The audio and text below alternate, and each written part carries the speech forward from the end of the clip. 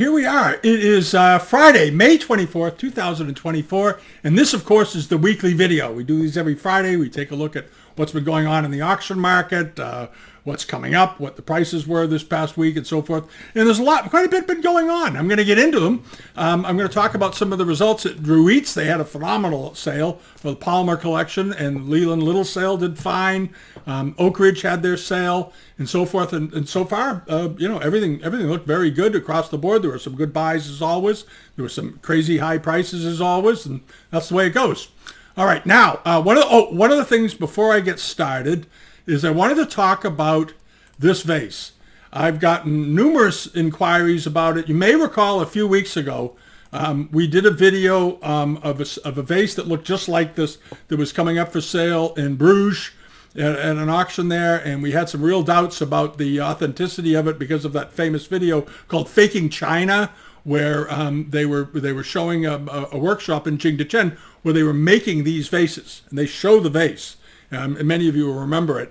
And in that story, if you follow the listing for that vase that sold a few months ago, and the background of it, that style of vase, there's only two of them in the world. And one of them sold at Christie's in 2005 for about $250,000, and the other one is in the Palace collection. Those are the only two known examples in this form. Well, this one just reappeared. This one just appeared in the Netherlands, and it's sort of a lightish blue affair, but here's how it looks. And this is the one that sold a couple of months ago. This sold for $65,000. All right. And in my opinion, these are both fakes. They're both copies. They're both very high-end copies. But when you have, because if this was authentic, for example, this one, if one sold for $250,000, before the big bump in prices back in 2009, 10, 11, 12, and 13, that's when the prices really started to take off for Chinese ceramics. $250,000 4 years before that. This time around, this particular vase, were it authentic, would have probably sold for somewhere in the $400,000 to $550,000, $600,000 range. It didn't, it didn't get anywhere close to that. It went for $60,000, so it basically bought a punter's price or a bargain hunter's price. And this one is being offered at Wieling has one. Now they're not claiming it's Kangxi. They're saying it as a Kangxi mark, but they gave it a pretty stiff estimate, 5 to 11,000 euros. Now, obviously, if it's a reproduction, it's worth about $200 or $300. It's not worth 5 to 10,000 or 11,000 euros. That's a crazy price. But the point of it is that these pieces are turning up, and this shows you just how bold the copyists are, because the whole world knows there's only two of these that are known. And now suddenly there's two of them in less than 2 months that appear in a very small part of the world.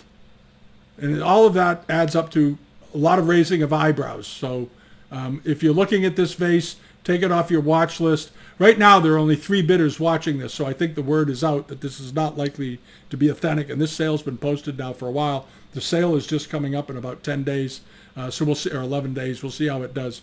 But I doubt it. I bookmarked it, so I doubt it'll do anything. But we'll see. We'll see.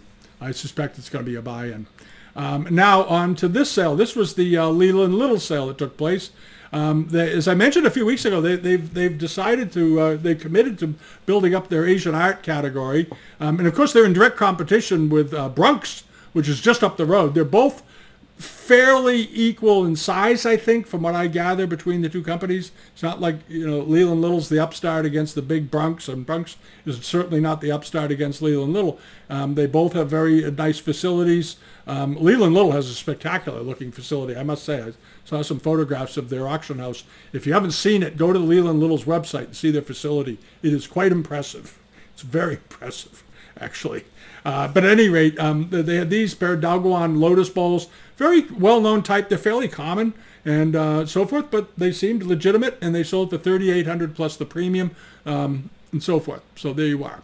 All right, and then over to this. These are those 6 watercolors that came all framed. I talked about them in the preview. I thought they were very, very nice. They're all framed and matted. I had a number of inquiries about them, and as to what I thought they would bring, I thought they would bring a minimum of 200 to 300, and they could, of course, bring more because they are framed and ready to go. And framed art has value. Framed art, as I'm going to say this every time these things come up, the frames on these pictures probably cost $400 a piece, minimum. All right, so you've got 6 framed pictures for $400 a piece. There's $2,400 right there if you're going to take them out and get them framed. And the frame on these is quite appealing. They're nicely done. They're very tastefully done.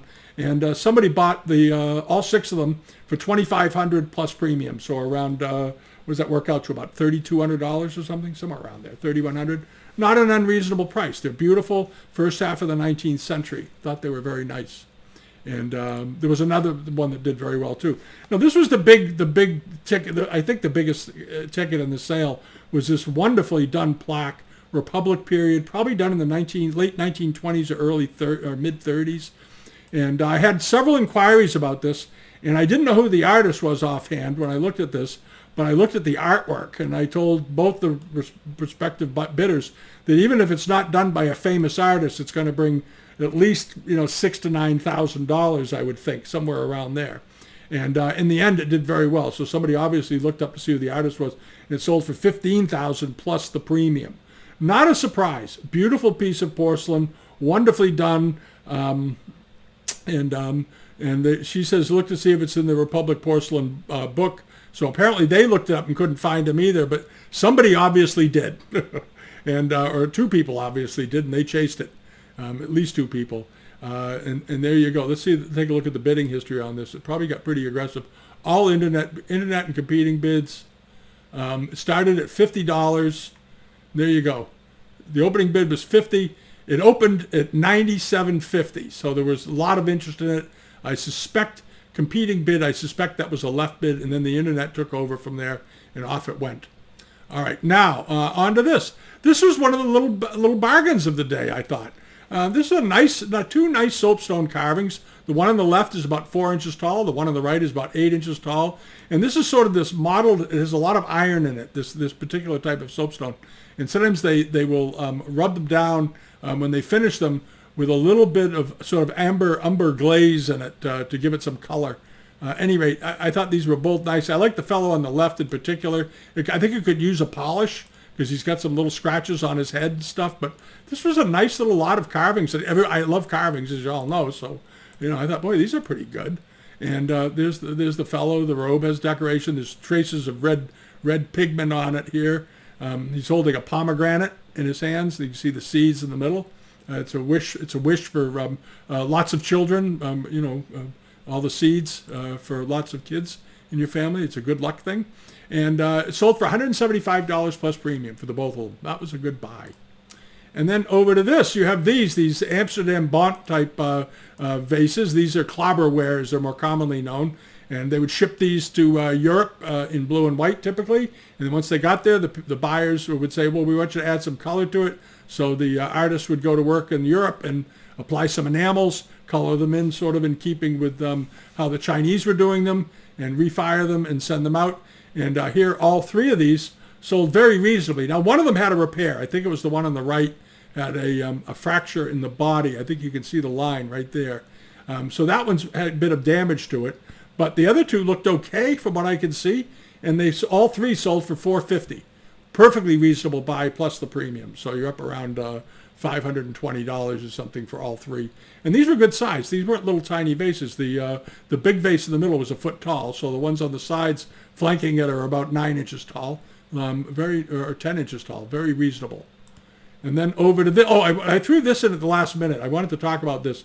This wasn't in the Leland Little sale. This was in the Clark. This is coming up in the Clark auction in Larchmont, New York, on June 2nd. It's less than a week away, and I wanted to mention it. This is a very nice Wanli bowl. They didn't give any information on it. They didn't date it. They didn't say anything. This is a Ming bowl, and it's a nice Ming bowl, and it's 11 3/4 inches in diameter. It's very well decorated. I didn't see any cracks or repairs to it. It's got that typical wobble that you see on these big Wanli bowls, where the one side is a little bit higher than the other because the weight of the bowl while it's being fired until it firms up. Sometimes it sags a little bit, so you get that effect. It's normal. That's what you see them all the time. If it was perfectly straight, I'd be suspicious of it. But this one is fine. This looks good for Wanli right there. That the color of that decoration, the way it's done, the shading of the cobalt, all looks very good. And then the foot rim on it looks absolutely fine. It's got sort of a nonsensical mark that's been put on the bottom doesn't mean anything. The foot looks good. There's a tiny chip out of the foot in the unglazed area only, so that's good, and there's no crack with it. The estimate is just $600 to $900 with a $300 bid currently.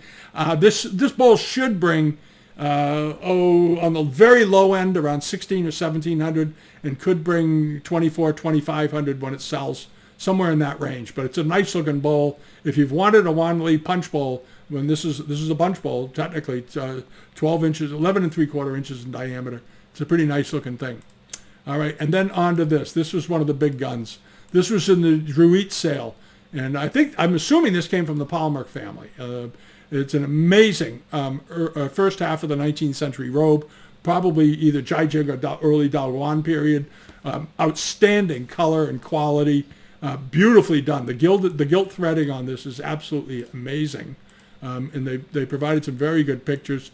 The interior liner, if that's original, is in absolutely extraordinary condition. So if it is original, this has to have been a gift to someone of some importance at some point to bring this home. This is absolutely one of the best robes I've seen in a few years.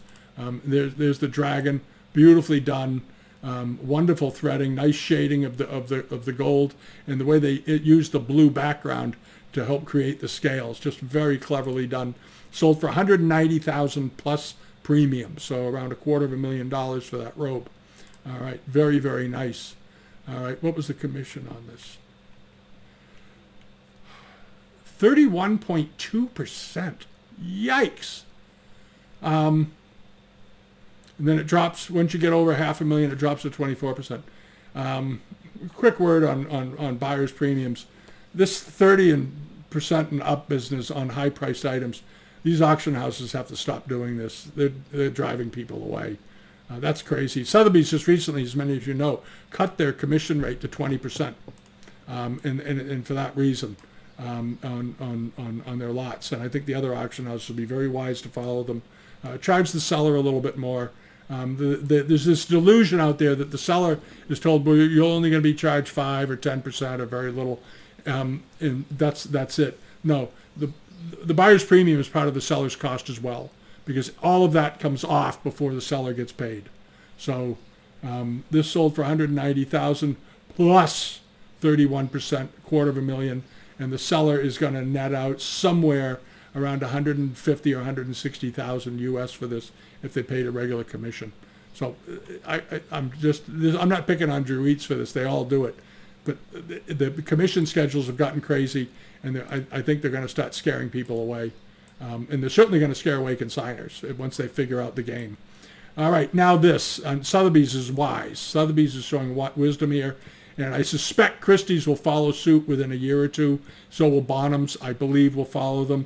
They're hesitant to do it right now because of the old commission rigging scandal from back in the 90s when the chairman of Sotheby's went to jail and the president of Sotheby's ended up on an ankle bracelet. I think they're all trying to avoid a revisit to that, but I think eventually they'll all come around and start lowering their commissions. If they don't, they're gonna suffer for it. And maybe the Sotheby's and these companies will get back to selling antiques again and not NFTs and ladies' handbags and sneakers. That's humiliating to watch. All right, let's see. I know it sounds old-fashioned, but geez, they're antique auctioneers and jewelry auctioneers. They're not handbag dealers. Christ, it's embarrassing. All right, now on to, let's see, what was this? Oh, the red bowl. Yeah, I got to go back to this. This is the other thing that sold that did pretty well. Sorry. This very nice copper red bowl. I like this a lot. I think I talked about it a few weeks ago.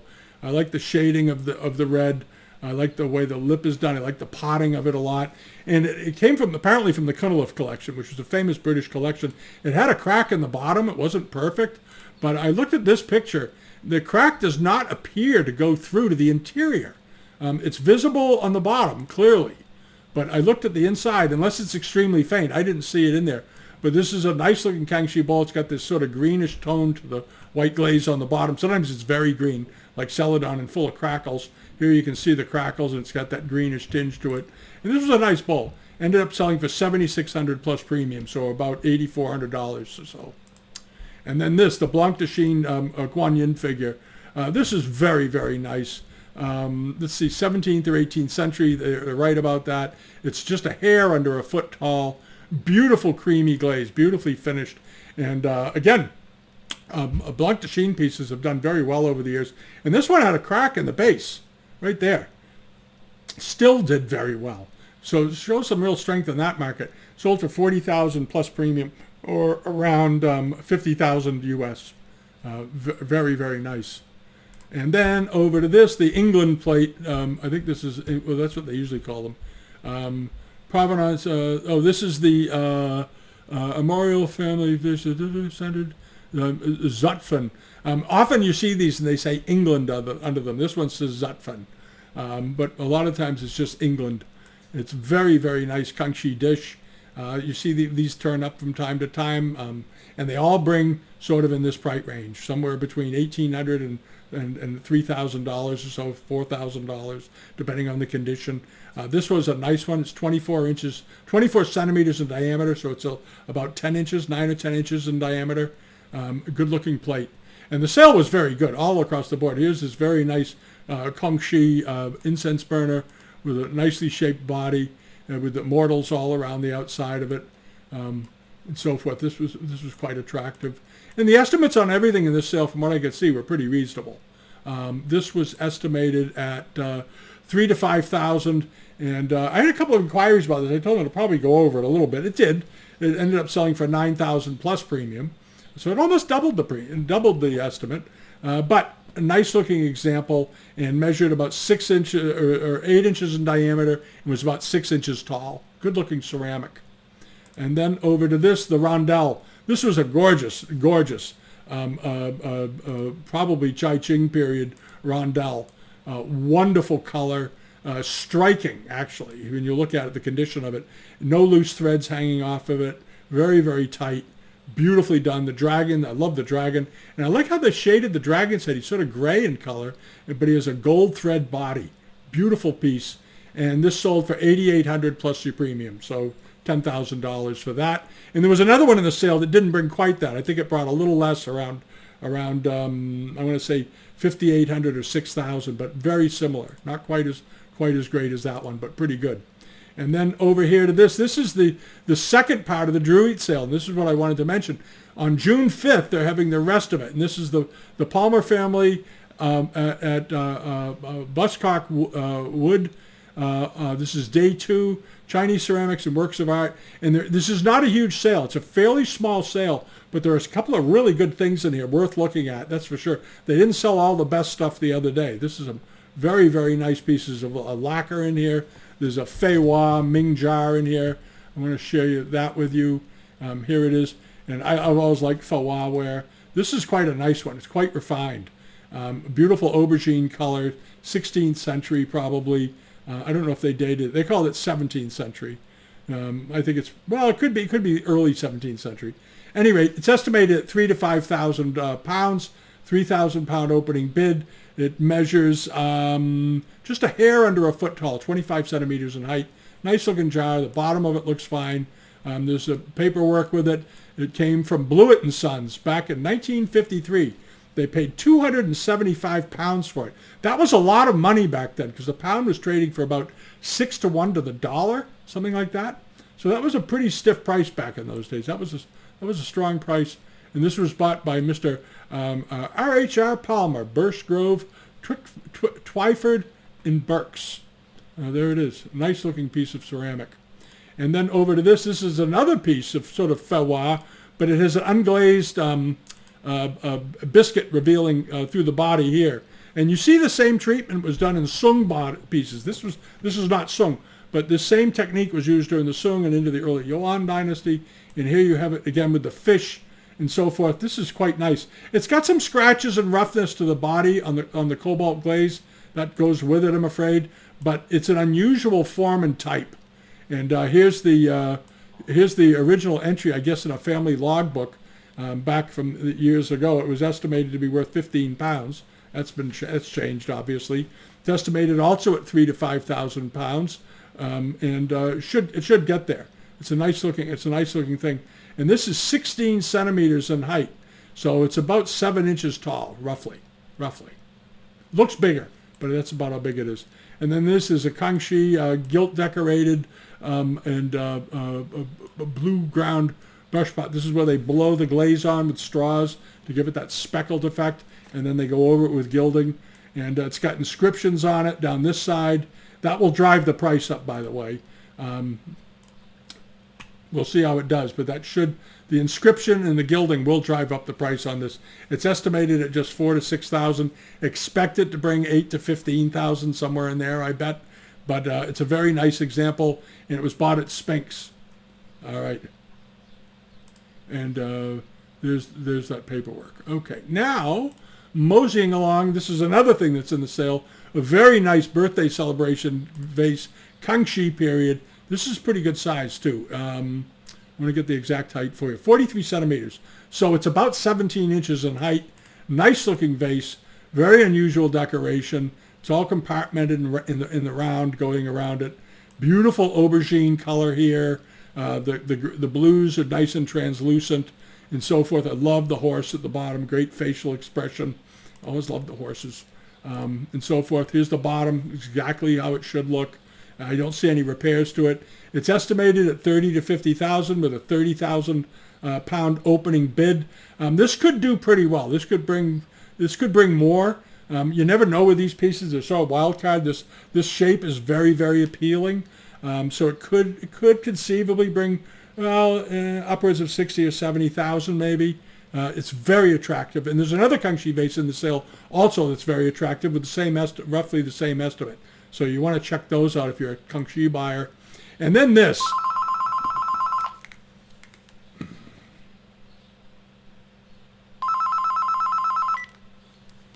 Hello?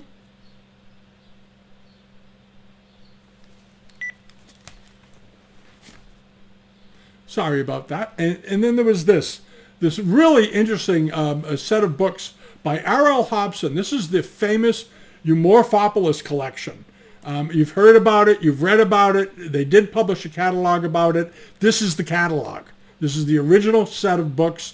It was written by Hobson. It is a wonderful look back at one of the great collections. I wish they'd showed more pictures. I really wish they had showed more pictures of this. But if you're familiar with it, this is an absolutely treasure trove of images and objects, and also a great look into the collecting habits of the first half of the 20th century, the early 20th century. This particular set of books was published between 1925 and 1928 as a limited edition. They only printed 725 sets of these. That was it. This is number 585. The original black gold jackets, absolutely worth buying if you can afford it. It's going to be expensive. The estimate is $1,500 to $2,000. I suspect this set will get up to probably $4,000 to $6,000, maybe more. It's very desirable. But if you've been looking to add yourself a real treasure to your library, this is the set of books. This is the set of books. Okay, it's 9 books. They've got to be worth $1,000, $800 to $1,000 a piece. But it's absolutely worth getting. I don't have this set. I had the chance to buy one years and years ago, and at the time it seemed like too much money for me. It was back in the late 80s, early 90s, and a set of them came up, and I think they ended up selling at that time for about $2,800, which to me seemed like a lot of money for books I couldn't afford at the time, so I didn't buy them. Well, I could have bought them, but it would have been sort of a frivolous thing, I guess. But today, I wish I had. So there we go. Now, what else is going on? Oh, eBay. What happened at eBay this week? There were some pretty good results over there. Let's hop in. Hold on a second. Let the page load. It's been up there for a while, so it's going to take a second to load. There we go. There was this. You may remember Migolari had on his auction this week. He had a bunch of straight colored wares, straight wares, and he had this one here with the Kangxi Diazai vase, they call it. It looks more like an umbrella stand to me. But anyway, it was a nice example. Beautifully decorated, nice color. Love the dragon. Sort of happy looking dragon, isn't he? Smiling. Sold for $2,336.37. No buyer's premium. All right, and then over to this. It's going to take a second for each one of these to load because these tabs have been up here for a little while.